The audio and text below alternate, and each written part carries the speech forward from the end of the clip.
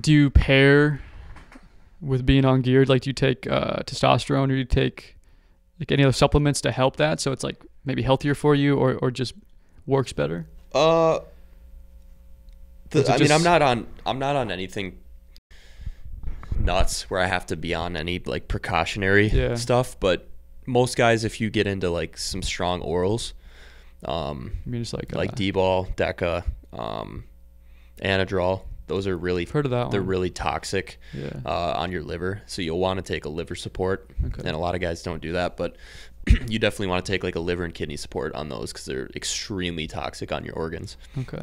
So like kidney failure type shit. Yeah, just like cirrhosis, stuff like that, like stuff you would get from drinking, because it's just that toxic. I mean, you're putting a foreign substance in your body, and it has to get broken down through that area. So, just I just keep up on little things, dude, like fish oil for my joints, because obviously being 30 pounds heavier, I'm lifting heavier. So I just try to be smart with that. I do fish oils. I take magnesium for soreness and muscles, and then I do a multivitamin too, and vitamin D, just little shit like that.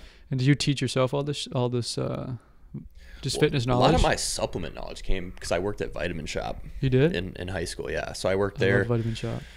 Yeah, I worked there for like 5 years, man. Damn. And I learned everything through my coworkers. They were all older guys, had a lot of knowledge. My boss was super sophisticated in supplementation. Like, he knew every product in that place and everything about anything you could ask him. So yeah, that helped big time. I learned a lot about, just basic vitamins that you would take for, milk thistle is huge for like liver support too. What is it? And it's called milk thistle. It's like thistle. I want to say it's like it'd be compared to like taking like a oh shit, what would you even compare it to? It's like almost like a plant. It's like a plant in a pill. So it's just like greens? Yeah, kind of. It's like greens in a pill in a way. It's like a powder. That's super good for your liver too. So a lot of guys will do that for liver support. Okay. Like a lot of like legitimate liver supports that you would take for like, anabolic steroids, a lot of it'll have milk thistle in there. Okay. It's really good for your internal organs. So that's just crazy, man. There's a lot of shit you need to learn before doing something like that, making that jump, because 100%. You're dealing with some very toxic stuff, and if you mess around with the wrong doses, there's guys that die. So you definitely gotta be careful. Like is it an overdose? It's an OD? No, not necessarily, but like liver failure. A lot of guys, like there was a bodybuilder just a couple years ago that died, but it was because he was taking insulin. So when you take insulin, you have to be super specific on like when you take sugars in. You couldn't just pin insulin and then go like work out. Like you have to hit it, and then you have to eat something like almost immediately. You have like a 30-minute window. If you don't, you're gonna black out. Like you'll go into a hyperglycemic shock. So I'm pretty sure he pinned, and he wasn't gonna eat like anytime soon or something like that. And so he started to like feel lightheaded, and like he was gonna black out. So he tried to eat something, and he ended up like, I think he choked on his food, and that's how he ended up dying. So it wasn't even really from the steroids. Some it was weird because he tragedy. was choked and died on his food. Dude. See, that's tragic, but talking about it, I think, is obviously healthier. Makes a healthier culture than lying about it. And exactly. Then dudes get into it, don't probably get the right information. They think they got to hide it, so then they don't ask questions and probably learn from other people, and then something fucked up happens.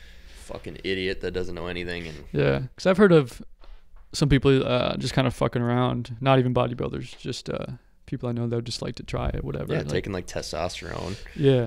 I've definitely had a lot of friends take testosterone. I've never touched any of that shit other than just simple protein and creatine, just because it's common, dude. Like I just didn't feel knowledgeable enough to like, I don't want to fuck with not that I'm against doing it. I would like to try, but if I was going to try it and actually be serious about it, I would definitely need to learn.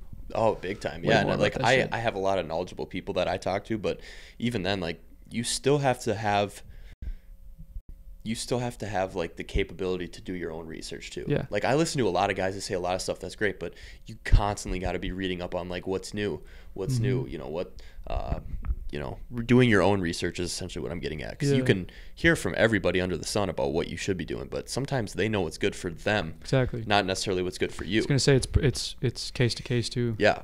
Your own body's obviously different, size, weight, whatever. 100%. And you know, you might. Some of it's specific on blood types. Really? Like certain blood types can't take certain things. Wow. It's like Anadrol, one of those orals I brought up. Blood type A doesn't do super well on that. You get really high blood pressure. Okay. So like I could never do that because I'm blood type A positive. So damn. Yeah, just little shit like that people wouldn't think about. Then they go to the doctor. You know, my blood pressure is through the roof. You're like, what's going on? What are you doing? Yeah. Oh, I'm taking this, and if they tell them, yeah, you know, that's if you decide to tell them. Yeah. So what did your doctor say? Were they like, I guess because it is maybe frowned upon or whatever. See, I don't even know like the legality of all that shit. I didn't tell my doctor I was getting on. I more or less hinted at it, like, hey, I'm gonna be, you know, I'm in bodybuilding and I plan to switch to, you know, the dark side of the sport. I just want to get a blood test, see what my levels are at. So he knew what it meant. Yeah, I mean, he wasn't dumb. Yeah. I had went to him a couple times and I knew he was a trustworthy dude. So I just told him that, hey, you know, I want to get some blood work done just to make sure I'm not messing with anything. And I knew what my base levels were at, which is a good judgment too, because then you do your first cycle, then it's you PCT, it's like post-cycle therapy. So you have to take these different supplements to kind of get your normal hormones back. Okay. Because basically when you're taking anabolic steroids, your balls shut off. Yeah. Like they don't produce because you're getting such a high amount of outside testosterone that they don't feel the need to work. They get fucking lazy. Yeah, just they just get lazy, and so your balls literally they literally shrink. Yeah.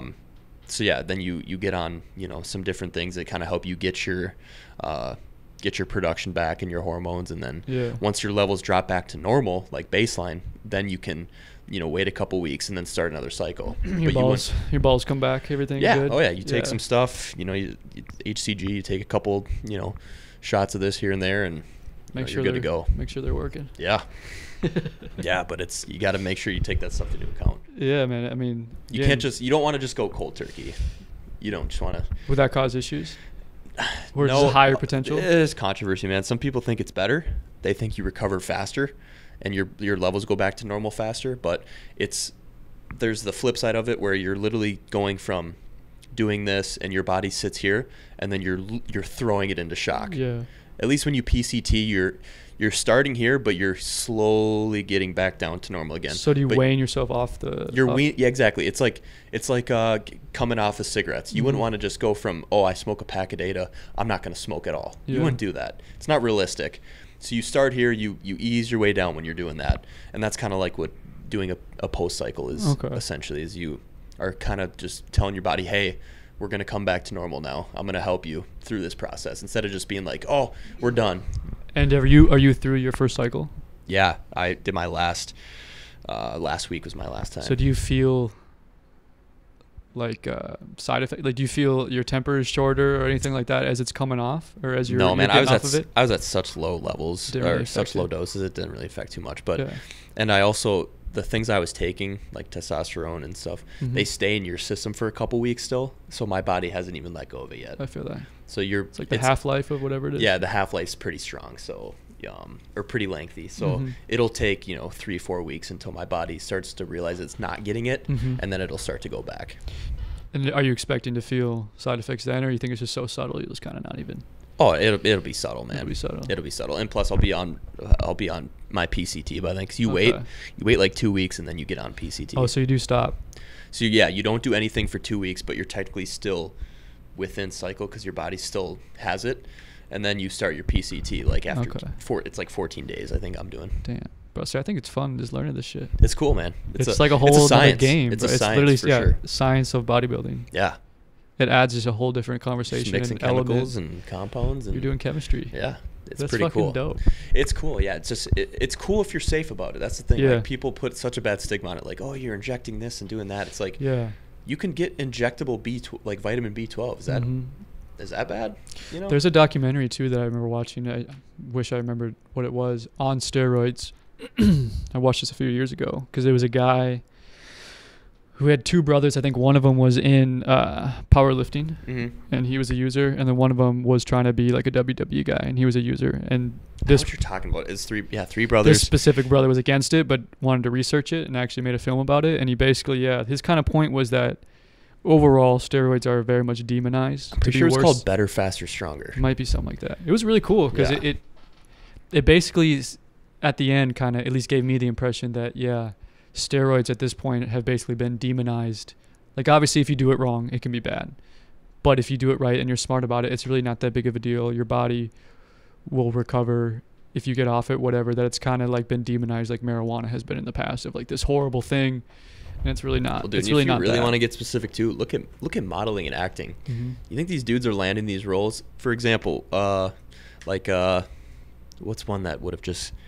What's a good prime example of that? For a dude using? Like when that guy goes and plays Thor.